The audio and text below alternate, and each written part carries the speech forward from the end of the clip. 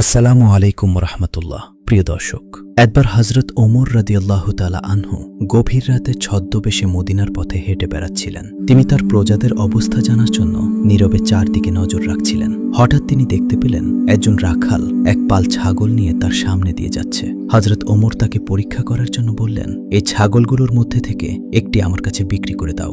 রাখাল ছেলেটি শান্তভাবে উত্তর দিল, এগুলো আমার নয়, আমি তো শুধু আমার মুনিবের কৃতদাস।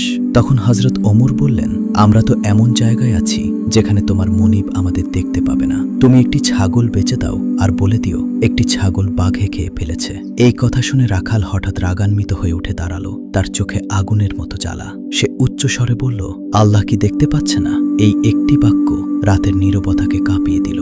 হজরত ওমর নিঃশব্দে দাঁড়িয়ে রইলেন, আর রাখাল ছেলেটি ছাগলগুলো নিয়ে চলে গেল। পরদিন সকালে হজরত ওমর সেই রাখালের মুনিবের কাছে গেলেন এবং তাকে কিনে নিয়ে স্বাধীন করে দিলেন। তারপর তিনি বললেন, হে যুবক, গতকাল তুমি আল্লাহ সম্পর্কে যে কথাটি বলেছিলে তা আজ তোমাকে দুনিয়ার গোলামি থেকে মুক্ত করে দিল।